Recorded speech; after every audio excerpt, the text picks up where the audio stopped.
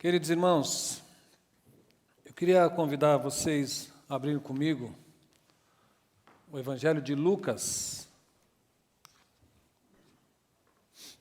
Lucas capítulo 22. A minha esposa falou assim: não esquece de me mandar um beijinho. Então vocês, dá um tempinho. Te amo, meu amor.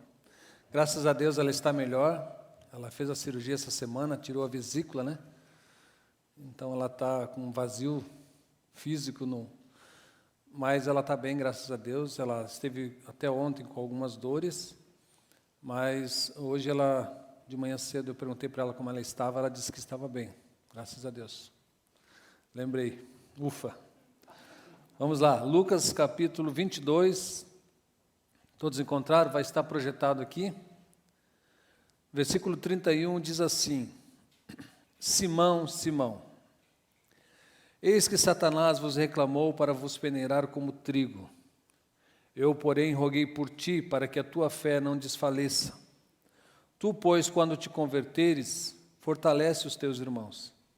Ele, porém, respondeu: Senhor, estou pronto a ir contigo, tanto para a prisão como para a morte. Mas Jesus lhe disse: afirmo-te, Pedro, que hoje 3 vezes negarás que me conheces, antes que o galo cante. Vamos orar?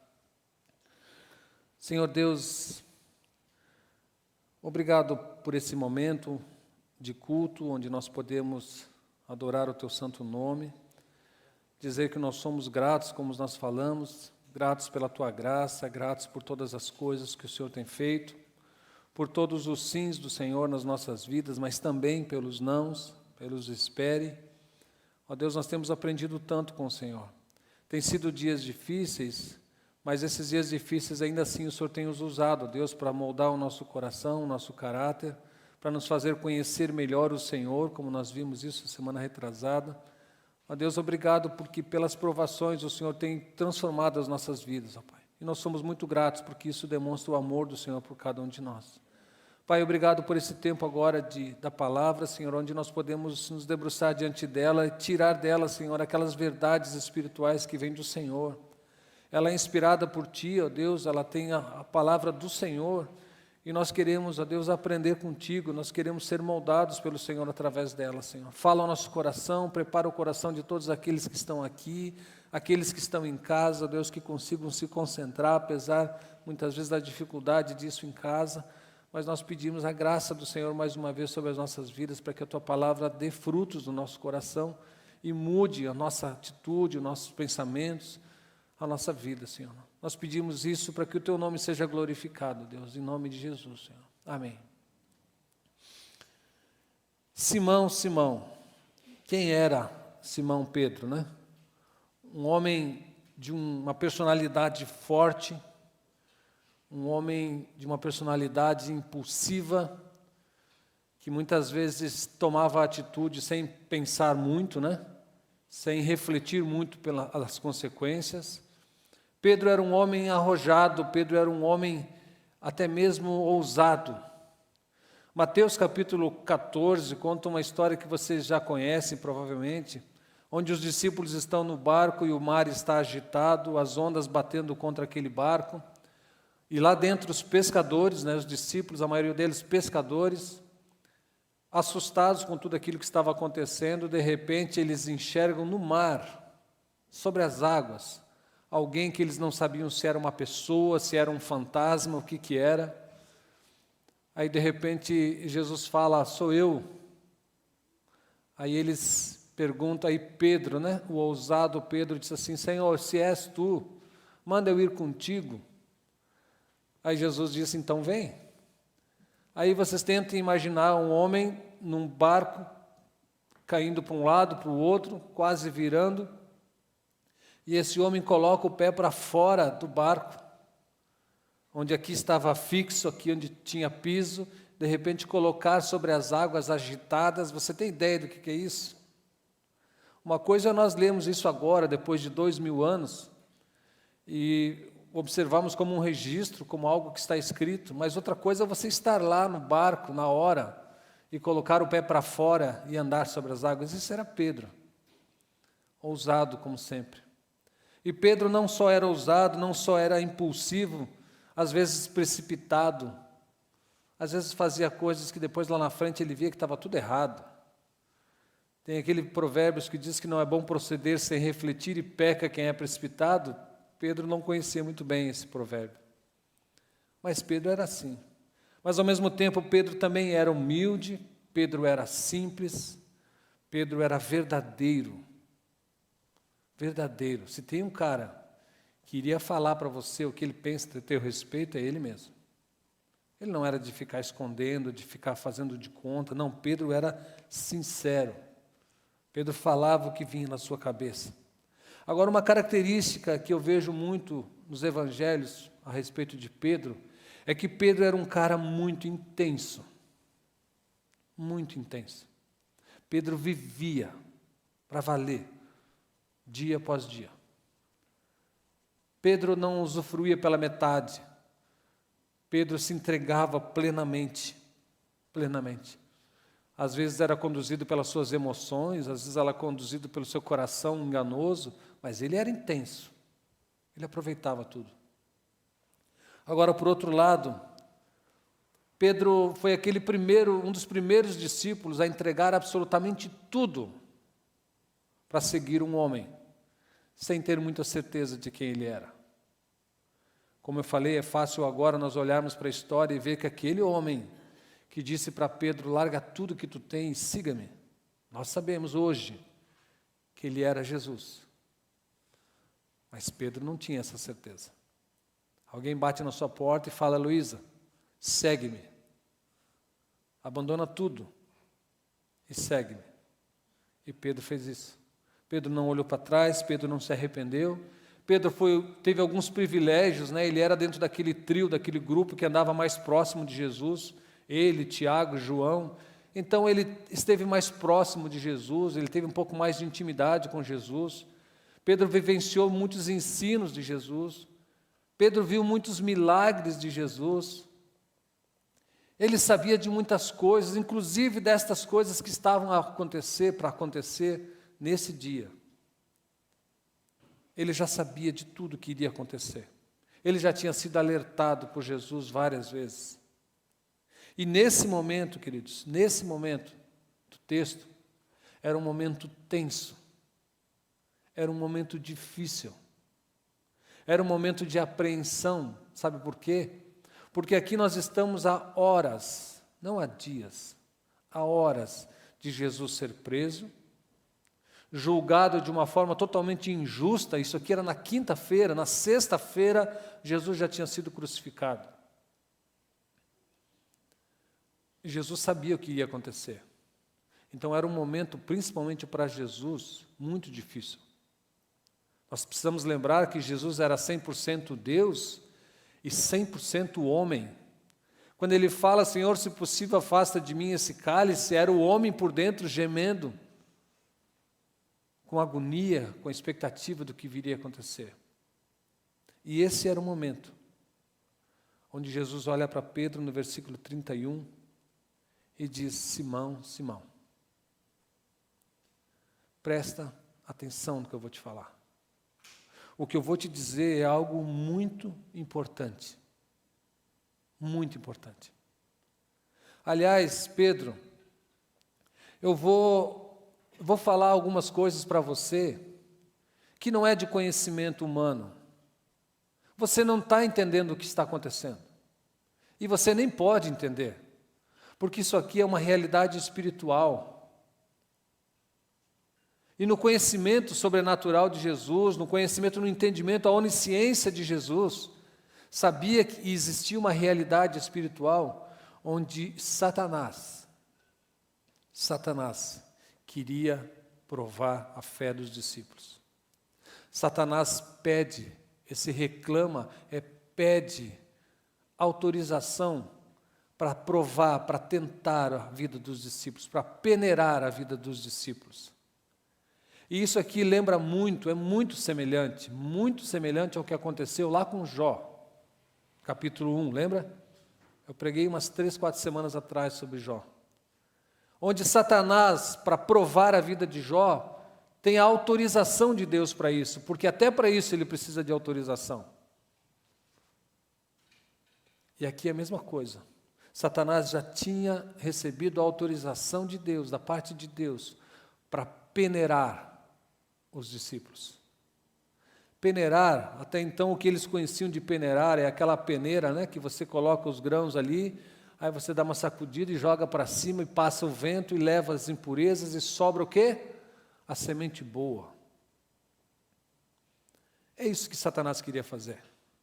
Jogar você para cima, deixar o vento da provação, das dificuldades passar na sua vida para ver o que sobra da sua fé.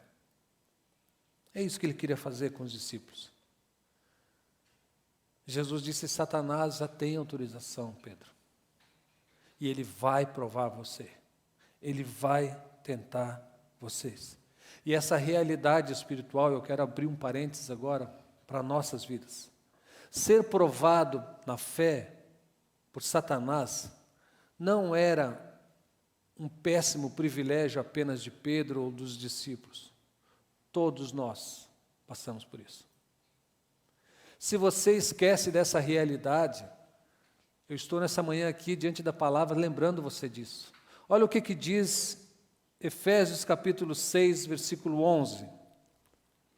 Efésios 6, 11 diz o seguinte: revesti-vos de toda a armadura de Deus, para poderes ficar firmes contra as ciladas do diabo. Versículo 16. Embraçando sempre o escudo da fé, com a qual podereis apagar todos os dardos inflamados do maligno. 1 Pedro 5,8. Sede sóbrio e vigilante, o diabo, vosso adversário, anda em derredor como leão que ruge, procurando alguém para devorar. Esses textos são para todos nós. Que o diabo anda ao derredor procurando alguém para devorar, lançando sobre você os dardos inflamados, provando a sua fé. É interessante você entender que Satanás não tem poder para roubar a sua salvação. Amém? Satanás não tem poder para afastar você do amor de Deus. Amém? Satanás não pode matar você, não pode tirar a sua vida. Satanás não tem esses poderes. Agora, o que ele quer é justamente o que ele fez com os discípulos, provar a sua fé. Ele quer que através de você o evangelho seja envergonhado. Ele quer através da sua vida, do seu testemunho, Jesus seja envergonhado. Ele quer que você peque, em outras palavras. Ele quer que você opte pelo pecado, que você se afaste cada vez mais de Deus, que você se afaste cada vez mais da comunhão com Deus. Essa é a intenção do maligno sobre a sua vida. E você precisa ficar firmes, como dizem Efésios. Tudo que você já precisava ganhar, você já ganhou. Tudo que você precisava vencer, você já venceu em Cristo. Você já ganhou em Cristo. Você já tem a salvação, você tem perdão dos seus pecados, você tem uma nova vida, você agora é santificado, você é separado, consagrado, povo eleito de Deus. Tudo isso você já ganhou por causa de Cristo. Você não precisa ganhar mais nada. Agora fique firme e resista ao diabo, e ele fugirá de vós. Amém? Mas continuando, em resposta a essa realidade, vem o versículo 32. Em resposta a essa situação em que Jesus disse para Pedro: Pedro, Satanás vai tentar sobre vocês, vai provar a fé de vocês.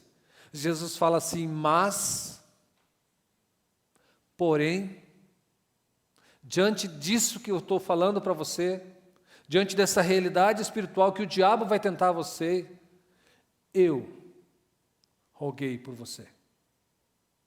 Eu intercedi por você. Queridos, uma coisa que nós precisamos entender é que, se não for por Cristo, se não for pelo poder de Deus sobre as nossas vidas, nós não temos forças para resistir.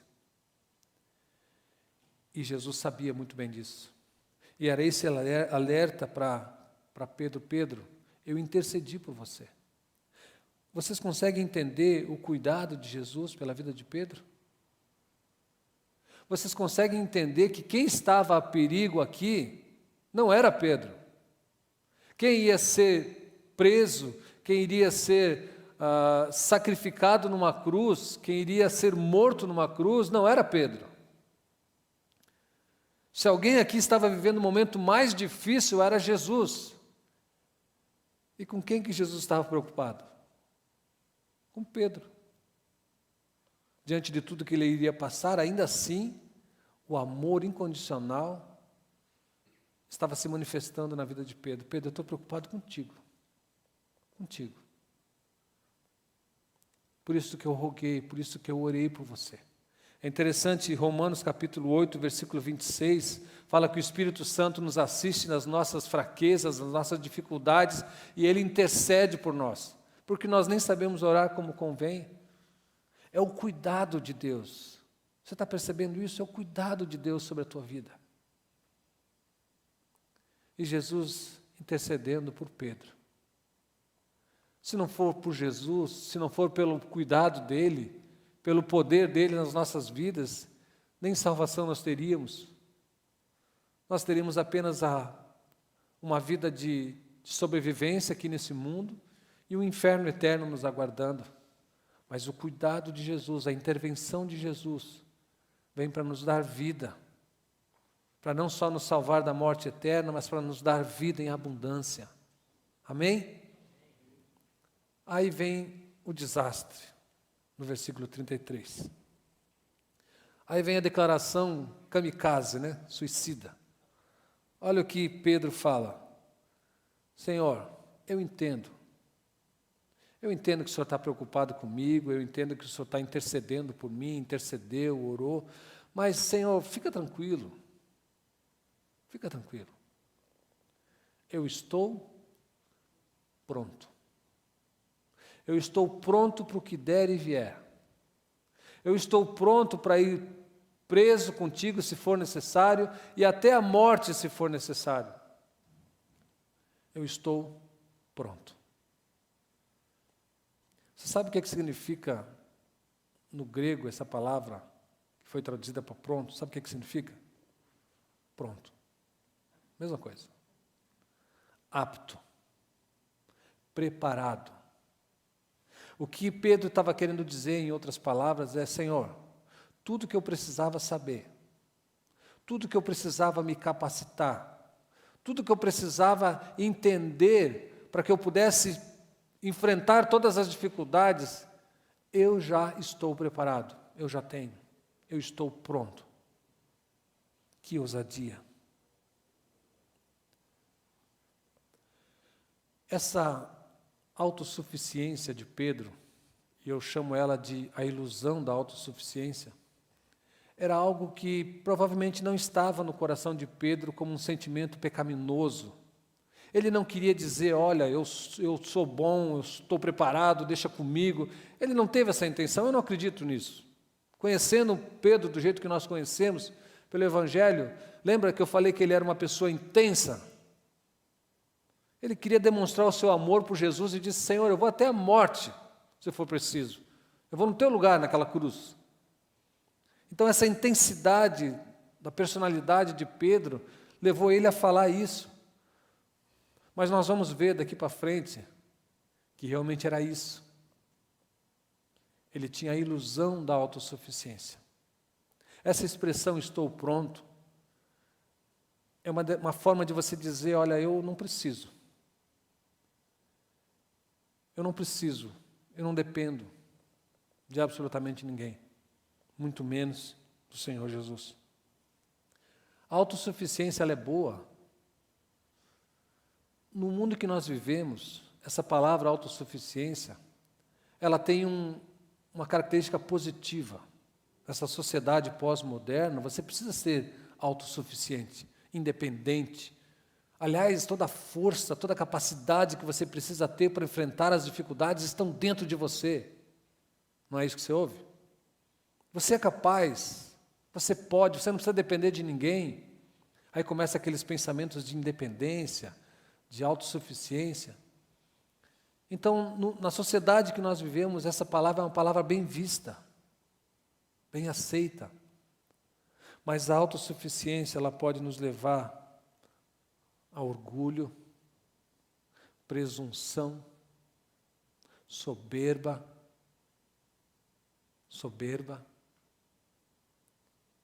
E normalmente ela faz isso. Seja consciente ou inconscientemente. Ela traz dentro do seu coração um sentimento de que você é capaz. Você está fazendo quase a mesma coisa que Pedro fez. Senhor, eu entendo a tua preocupação, mas deixa comigo. Deixa comigo. Eu sou o He-Man. Eu tenho a força. Não é isso? O sentimento, essa autoconfiança é um sentimento incompatível com os princípios do Evangelho. Vou repetir. A autossuficiência é um sentimento incompatível com os princípios do Evangelho. Não é isso que a palavra nos ensina. Não é nessa direção de autossuficiência que a palavra nos ensina. Muito pelo contrário. Muito pelo contrário. Versículo 34. Jesus disse, eu te afirmo, Pedro. Não é uma possibilidade, não é o que eu acho, eu afirmo que hoje mesmo, 3 vezes você vai me negar antes que o galo cante. Essa convicção de alguém que sabe, de todas as coisas, sabe o que vai acontecer lá na frente. Eu pergunto para você, você é autossuficiente? Você, como Pedro, poderia dizer, eu estou pronto? Pode vir doença, pode vir desemprego, pode vir quebra de relacionamentos, pode haver o que for. Eu estou pronto. Você diria isso? Você vive a ilusão da autossuficiência? Talvez você diga num primeiro momento, não. Eu sou completamente dependente de Deus. Imagina. Eu sei que eu não posso nada sem Deus, eu sei que eu não sou nada sem Deus, ok? Agora nós vamos olhar no decorrer da história, essas horas antes da crucificação, e nós vamos olhar para Pedro e ver nas atitudes dele as evidências de alguém que vive a ilusão da autossuficiência. Aí talvez você se identifique. Talvez você olhe para essas atitudes de Pedro e você diga, realmente, eu acho que eu vivo a ilusão da autossuficiência. Vamos olhar? Versículo 39 até o 46, olha o que diz. Isso é a sequência, queridos. É a sequência. Não é outro dia, não é em outro pôr do sol, é no mesmo dia, logo depois. Versículo 39, e saindo foi como de costume para o Monte das Oliveiras, e os discípulos o acompanharam. Chegando ao lugar escolhido, Jesus lhe disse, orai para que não entreis em tentação. Ele, por sua vez, se afastou, cerca de um tiro de pedra, e de joelho orava, dizendo, Pai, se quiseres, passa de mim esse cálice, contudo não se faça a minha vontade, e sim a tua. Então lhe apareceu um anjo do céu, que lhe confortava, e estando em agonia, orava mais intensamente, e aconteceu que o seu suor se tornou como gotas de sangue caindo sobre a terra. Versículo 45. Levantando-se da oração, foi ter com os discípulos, e os achou dormindo de tristeza. E disse-lhes, por que estáis dormindo? Levantai-vos e orai, para que não entreis em tentação. Mateus capítulo 26, ele narra também esse acontecimento. Porém, Mateus ele entra em detalhes que Lucas não entrou. Sabe qual é o detalhe? 3 vezes aconteceu isso. Jesus deixou eles num determinado ponto do monte, foi mais para frente no jardim do Getsemane, orou voltou, os encontrou dormindo e falou: acordem, gente, vocês precisam orar, vocês precisam vigiar, para que vocês não entrem em tentação. Jesus se afasta, vai orar e volta, eles estão dormindo de novo. Jesus volta para orar, quando ele vai em direção aos discípulos, eles estão dormindo de novo. São 3 vezes, está narrado lá em Mateus capítulo 26. Queridos, ausência da oração. Por que vocês estão dormindo? Uma evidência de alguém que vive a ilusão da autossuficiência é orar pouco ou não orar. Se você é uma pessoa que ora pouco, se você é uma pessoa que quase não ora, você pode ter certeza de que você está vivendo a ilusão da autossuficiência. Não porque você quer, não porque você está ciente disso. Mas, queridos, eu queria observar com vocês uma pessoa que não ora ou ora pouco. Na autossuficiência, nessa ilusão da autossuficiência, eu queria chamar a atenção a 2 pontos que estão ali, eu queria projetar para vocês. Primeiro, o entendimento equivocado de quem é Deus. Se você ora pouco, você não conhece a Deus. Você sabia disso? O entendimento que você tem de Deus é raso, porque se você conhecesse verdadeiramente quem é Deus, você oraria muito mais. Aí você diz que Deus é soberano, você sabe disso, que Deus é poderoso, você sabe disso, que Deus é capaz de mover as montanhas como nós cantamos, o impossível, você sabe disso, mas isso não entrou no seu coração. Porque se tivesse entrado, você oraria muito mais. Então, o primeiro motivo que você ora pouco e vive a ilusão da autossuficiência, você tem um entendimento equivocado de quem Deus é. E a segunda é que você tem um entendimento equivocado de quem você é. Porque aquele que vive a autossuficiência acha que é capaz. Aquele que vive a ilusão da autossuficiência acha que pode, do seu jeito, da sua vontade, fazer as coisas acontecerem. E você é incapaz. Você é um pecador rebelde, inclinado muitas vezes para fazer as coisas contra a vontade de Deus, ou de forma independente. Tudo entregarei. Nós cantamos isso. Menos a minha vida. Eu entrego a minha vida para a salvação. Mas eu não entrego a minha vida para o Senhor dizer o que eu devo fazer no meu trabalho, nos meus relacionamentos, com aquela pessoa insuportável. Você está entendendo? Você é egoísta por natureza, você é orgulhoso por natureza, você é soberbo por natureza. Esse é você, esse sou eu. Então, se você ora pouco, é porque você não sabe quem você é.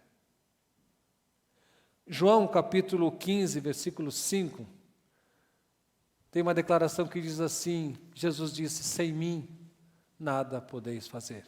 Esses somos nós. Sozinhos, nada nós podemos fazer. Amém por isso? O que esperar de um pecador?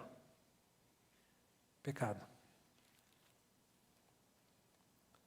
Então, primeira evidência de alguém que vive a ilusão da autossuficiência é a falta da oração.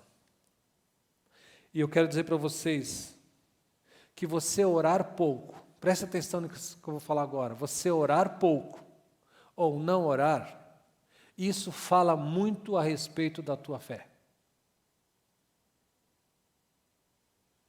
Fala muito a respeito da tua fé. Se você é uma pessoa de oração, se você é uma pessoa que vive na dependência de Deus, diante de Deus em oração, clamando, intercedendo, agradecendo, sendo grato por todas as coisas, se você vive uma vida de oração, isso fala muito a respeito da sua fé, mas ao contrário também. Se existe essa ausência de oração na sua vida, Isso fala muito a respeito de quem você é, de que Deus você crê, quem você verdadeiramente é. Segundo, versículo 47 em diante. Isso é a sequência, queridos. Isso é a sequência. Versículo 47 de Lucas 22. Falava ele ainda quando chegou uma multidão e um dos 12, chamado Judas, que vinha à frente deles, aproximou-se de Jesus para o beijar. Jesus, porém, lhe disse: Judas, com um beijo traz o Filho do Homem? Os que estavam ao seu redor, vendo o que ia suceder, perguntaram: Senhor, feriremos a espada? Alguém lúcido, no meio daquele ambiente difícil, tenso, vendo aqueles soldados chegando, o mestre aqui, Judas dá um beijo nele, tipo assim, é esse Jesus? Os discípulos começam a ficar nervosos, né? Aí um deles diz assim: Senhor, o que a gente faz? Lá vem Pedro. Olha para o texto, versículo 50. Um deles feriu o servo do sumo sacerdote e cortou-lhe a orelha. Jesus havia respondido? Jesus não respondeu. A pergunta: Senhor, o que tu queres que a gente faça agora? Fala para nós. Antes de Jesus falar a resposta, antes de Jesus dizer o que era para ser feito, lá vai Pedro, isso está escrito lá em João, revela que foi ele. João tira a sua espada e ataca.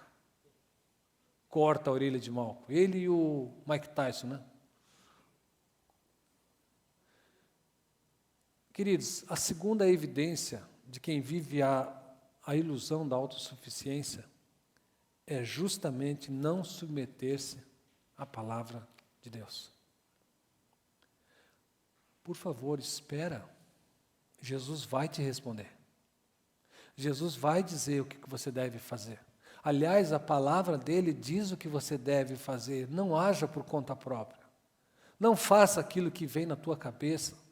Não faça aquilo que você acha que é melhor para você, porque você não sabe nada. Você não sabe o que vai acontecer daqui 1 minuto. Aliás, você nem lembra o que aconteceu há 10 minutos atrás. Você não sabe nada a respeito do futuro, a respeito do que é bom, do que não é bom, porque você não tem o entendimento que Deus tem. Então vai atrás da palavra dele. Vai atrás de ouvir o que ele tem a dizer para você. 2 Timóteo, capítulo 3, versículo 16, é um versículo que todos nós conhecemos. Toda a Escritura é inspirada por Deus e útil para toda a sua vida. Agora eu pergunto, útil? A palavra de Deus tem sido útil em que sentido para você? Se você vive a ilusão da autossuficiência, você não precisa ler a Bíblia. Aliás, você não precisa prestar atenção nos princípios da palavra, sabe por quê? Você tem a resposta. O que eu faço com meu marido? Por que você pergunta para Deus se você já sabe o que vai fazer? O que eu faço com a minha esposa desse jeito? Útil? Como assim útil? Útil onde você não obedece? Útil onde você só sabe a teoria e não pratica? Como assim útil? Que tipo de utilidade ela tem na sua vida? Então, queridos, se você lê pouco e obedece pouco às Escrituras, você vive a ilusão da autossuficiência. Você acha que está no controle. Você acha que tem as respostas para as questões da sua vida. Você não tem, queridos. Você não tem. E Deus vai mostrar isso. Sabe por que Deus vai mostrar isso? Porque foi isso que aconteceu com Pedro. Jesus poderia ter dito ali para Pedro assim: Pedro, para aí. Tu está dizendo que tu está pronto? Pedro, só um pouquinho. Querido, eu sei que tu está aí confiante, que tu é um cara intenso, que tu é um cara que quer dizer que tu me ama a todo custo, eu sei disso. Mas, querido, vai devagar, não é nada disso. Ele podia ter feito isso. Não, Jesus não fez isso. Jesus disse: olha, você ainda vai pecar, você ainda vai me negar. Esse amor que você está jurando para mim, a ponto de dar a tua vida, eu vou fazer isso por você. Mas você não vai fazer isso por mim. E você vai ver isso. Então Jesus deixa a história andar, para que a gente consiga perceber os nossos pecados, e nós vamos ver isso logo. Então, a segunda evidência é exatamente essa: não se submeter à vontade e à palavra de Deus. Primeiro, a ausência da oração. Agora vamos ver o que diz o versículo 61. Queridos, aqui já aconteceu tudo o que Jesus falou. Ele já negou uma vez, duas vezes, no versículo 60 ele negou a terceira vez, e olha o que diz no versículo 60. Então, voltando-se o Senhor, fixou os olhos em Pedro, e Pedro se lembrou das palavras do Senhor. Aqui nós estamos no pátio da casa do sumo sacerdote. Uma multidão, à noite. Jesus está lá na casa dele preso, uma janelinha aberta assim, ó. Jesus está lá na janela. Aqui Pedro está sendo levado de um lado para o outro, dizendo: não, eu não faço parte disso, não sou eu não estava entre eles. Negou uma, duas, três, na terceira vez que ele negou, aconteceu isso. Pedro olha para a direção de onde está Jesus, e adivinha, ele enxerga os olhos, o olhar fito de Jesus para ele. Essa cena, eu já falei isso aqui de púlpito, eu queria ver no céu. Sabe aqueles filmezinhos? Será que tem? Se tiver, eu quero ver. Imagina o que aconteceu com Pedro. Quando ele enxergou os olhos de Jesus no meio daquela multidão, ele conseguiu lá atrás enxergar os olhos de Jesus. E Jesus com aquele olhar, não de acusador, preste atenção nisso, não de acusador. O olhar de Jesus não é um olhar daquele que diz assim: eu sabia que tu ia fazer isso. Não é assim. A gente não pega Jesus de surpresa. O nosso pecado não surpreende a Deus. Ele conhece todas as coisas. Ele sabe o quanto nós somos pecadores. Mas aquele olhar foi um olhar de amor, dizendo: Pedro, viu? Eu vou te amar e te amo a ponto de dar a minha vida por ti. Você ainda não conhece isso. Pedro, eu te amo, apesar de você ter feito aquilo que eu disse que você ia fazer. Ainda assim eu te amo, Pedro. Queridos, esse olhar de Jesus fez com que Pedro lembrasse de tudo. Ele lembrou lá de trás daquilo que ele falou. Ele lembrou de tudo que aconteceu pelo caminho, principalmente das vezes em que ele negou, em que ele foi egoísta. Ele disse: agora eu sei. A vida nos ensina muitas coisas. O permitir de Deus nas nossas vidas precisa nos ensinar muitas coisas. Às vezes que você cai, às vezes que você está lá no poço, você precisa olhar e lembrar. Lembra da palavra de Deus? Lembra daquilo que a Bíblia dizia em relação a isso? Você preferiu fazer o contrário? Se nós não aprendermos com as dificuldades e com as lutas e com as quedas que nós temos na vida, nós vamos aprender como? Se lendo simplesmente nós não aprendemos, às vezes sentindo no corpo, na carne, a gente precisa aprender. Não desperdiça as tuas dores, querido. Não desperdiça as tuas derrotas. Por isso que Tiago diz que nós devemos nos alegrar pelas provações, não porque elas te fazem sofrer, mas porque elas são oportunidades para você aprender e mudar. Esse sentimento de ilusão, de ser autossuficiente, você precisa entender na prática que isso não vale a pena. Não vale a pena você fazer do seu jeito, não vale a pena você ser precipitado, não vale a pena você viver achando que sabe todas as coisas, que é capaz de todas as coisas, porque você não é. Você precisa saber esperar a resposta de Deus. Não ser autossuficiente e ser dependente é saber esperar o tempo de Deus. Se você não sabe esperar o tempo de Deus, você tem esse sentimento vazio de autossuficiência. Deixa que eu faço então, já que o Senhor não faz. Não existe, prestem atenção, não existe um botão, e nós vimos isso na vida de Pedro, não existe um botão onde você aperta, e a partir de agora você vai ser totalmente dependente de Deus. Não existe esse botão. Ser dependente de Deus, viver na dependência de Deus é um processo, querido, que você aprende luta após luta, você aprende a depender de Deus. Confiar em Deus não é apertar um botão e dizer, a partir de hoje eu confio em tudo. A gente sabe que não é assim. Não vamos nos iludir. Confiar em Deus é um processo. Olha o que aconteceu na vida de Jó. É um processo que muitas vezes passa por momentos de dores, de dificuldade. Não existe um botão para tornar você dependente de Deus de uma hora para outra. Agora existe um botão para que você aperte, que pode eliminar esse sentimento de autossuficiência.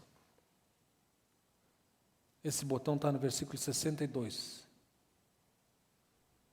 onde Pedro simplesmente se arrepende do que ele fez. O texto fala que ele vai e chora amargamente, copiosamente. É um arrependimento na vida de Pedro. Ele se arrependeu profundamente, nós vemos isso depois, lá na conversa em João, capítulo 21, versículo 15 em diante.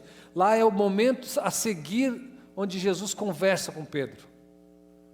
A última conversa foi ali, o último olhar foi aquele ali, que falou no coração de Pedro. Depois, lá quando Jesus já havia ressuscitado, quando Jesus chega para Pedro e fala, Pedro, tu me amas?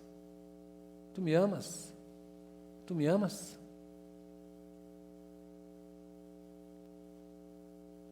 Então existe um botão onde você pode abandonar essa ilusão da autossuficiência, que é o arrependimento, é você pedir perdão. O louvor pode ir. Onde você deve pedir perdão para Deus. Dizer, Senhor, eu preciso e quero depender do Senhor. Tira de mim essa ilusão de que eu tenho controle sobre a minha vida.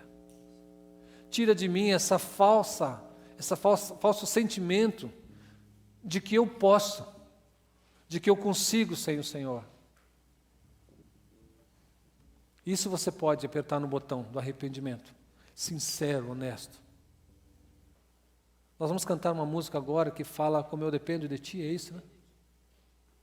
Eu queria que você refletisse a respeito dessas coisas. E se você precisa se levantar diante de Deus e dizer, Senhor, eu me arrependo, eu quero viver mais dependente do Senhor. Eu quero pedir perdão por esse sentimento que às vezes eu tenho de que eu tenho o controle. Lembra das evidências dessa ilusão de autossuficiência? Se você ora pouco, é porque talvez você não conhece Deus como verdadeiramente Ele é. Ou você não conhece a você mesmo como você é. Peça perdão para Deus. Depois no final eu quero orar com você. Você precisa se colocar de pé e dizer, Senhor, me perdoa. Porque quando eu quero tomar o Teu lugar, eu estou pecando. E eu quero viver na dependência do Senhor. Vamos cantar essa canção. Eu quero que você faça uma reflexão. Pega esse aparelhinho, né? Como o pastor Paulo sempre dizia, pega esse aparelhinho e mede. Você tem orado como alguém que é dependente de Deus, ou você tem orado como alguém que é autossuficiente? Você tem buscado o conhecimento, o entendimento da palavra e a prática da palavra como alguém que é dependente de Deus, ou alguém que é autossuficiente? Vamos cantar esse cântico, depois nós vamos encerrar.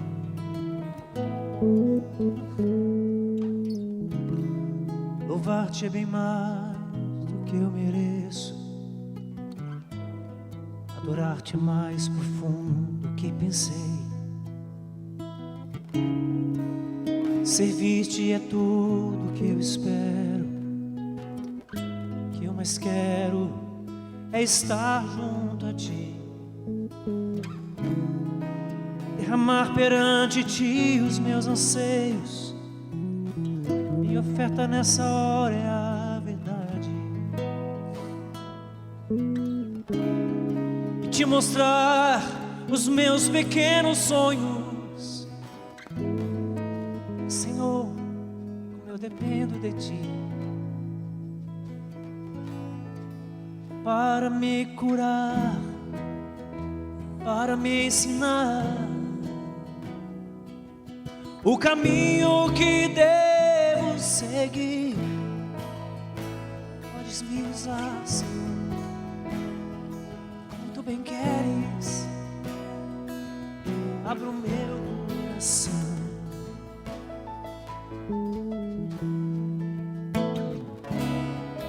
Louvar-te é bem mais do que eu mereço, adorar-te é mais profundo do que pensei, servir-te é tudo que eu espero. O que eu mais quero é estar bem junto a ti, derramar perante ti os meus anseios. Minha oferta nessa hora é a verdade, te mostrar os meus maiores sonhos. Oh, Senhor, eu dependo para me curar, para me ensinar o caminho que devo seguir. Podes me usar como tu bem queres, eu abro meu coração para me curar, para me ensinar o caminho que devo seguir. Podes me usar como tu bem queres, oh, abro meu coração. Para nossas vozes, vamos lá. Para me curar, para me ensinar o caminho que devo seguir. Podes me usar como tu bem queres, eu abro o meu coração.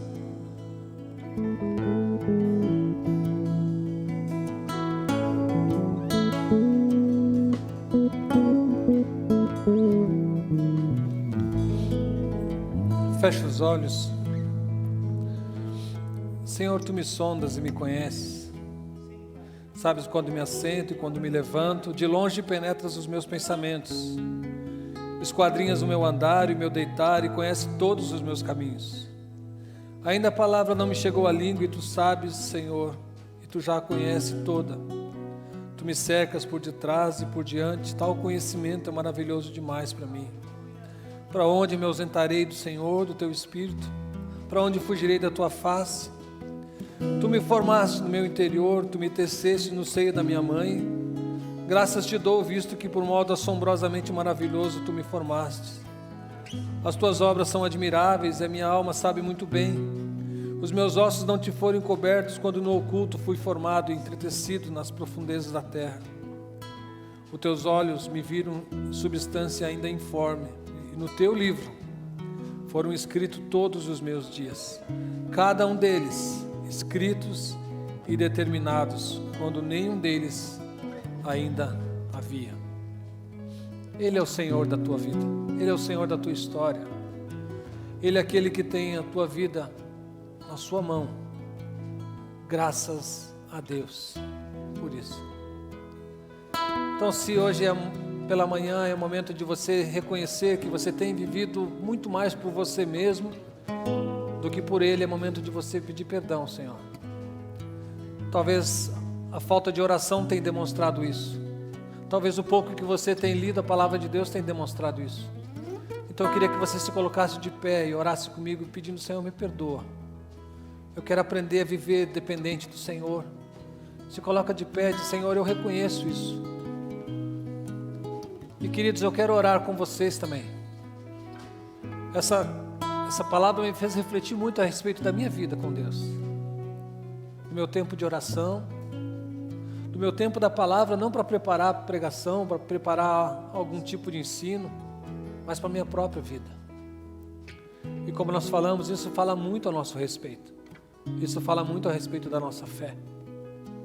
Vamos pedir misericórdia para Deus e graça. Vamos orar. Senhor Deus, obrigado pela Tua palavra, obrigado por essas verdades, Senhor. Perdoa, Senhor, porque muitas vezes nós vivemos essa ilusão da autossuficiência, de que nós somos capazes, de que nós podemos por nós mesmos. Mas como diz a Tua palavra, nós não podemos absolutamente nada se não for por causa do Senhor. Pai, como é bom saber que nós podemos ficar diante do Senhor, crendo de que o Senhor tem o melhor para todos nós. Podemos não entender, podemos não ter todas as respostas, ó Deus, mas a Tua palavra nos garante isso, e nós precisamos confiar no Senhor. É uma decisão, ó Deus, não é um sentimento, não é emocional, mas é uma decisão, uma convicção de que o Senhor pode cuidar das nossas vidas. Ó Deus, tem muita gente que não conhece o Senhor. Tem muita gente que ainda não entregou a sua vida ao Senhor Jesus, a direção de Jesus, a salvação que vem em Jesus. Tem muita gente que está tentando viver do seu jeito, da sua maneira, Senhor, na sua capacidade. Eu peço misericórdia por essas pessoas, que elas entendam, ó Deus, verdadeiramente quem Tu és. O Teu amor manifestado naquela cruz, porque o Senhor, sim, nos ama a ponto de dar a Sua própria vida por nós. E foi isso que o Senhor fez naquela cruz, ó Deus. Ó Pai, eu peço por aquelas pessoas que já entenderam o sacrifício, a ressurreição, mas que hoje vivem, ó Deus, ainda tentando viver do seu jeito, tentando viver da sua maneira, da sua forma, Senhor. Nos ajuda, Pai, a vivermos da dependência do Senhor, Pai. Pouco nós oramos, sim, pouco nós lemos a Tua palavra, pouco nós nos voltamos ao Senhor. Nós achamos que temos muita coisa para fazer, Pai, mas quanto mais coisas nós temos para fazer, mais nós deveríamos orar, Senhor. Mas nós deveríamos buscar o Senhor intensamente. Nos perdoa, Senhor. Nos perdoa por esse sentimento que às vezes temos que estamos no controle, Senhor. Nós não queremos tomar o Teu lugar, porque o nosso coração, ó Deus, no nosso coração é o Teu lugar, Pai. Pai, obrigado por cada pessoa que está de pé, reconhecendo isso, não só aqui, como dentro da sua casa, ó Deus, que nós precisamos viver na dependência do Senhor e não viver mais essa ilusão da autossuficiência, Senhor. Para provarmos, ó Deus, como diz a Tua palavra, a boa, perfeita e agradável vontade do Senhor para as nossas vidas, ó Pai. Para a honra e glória do Teu nome que nós oramos, Senhor. Pai, que o amor do nosso Deus e Pai, que a graça do Senhor Jesus e as benditas consolações do Espírito Santo estejam sobre a Tua igreja hoje e sempre, Pai. Obrigado, Deus, por esse dia, obrigado por esse culto prestado ao Senhor. Em nome de Jesus nós oramos. Amém.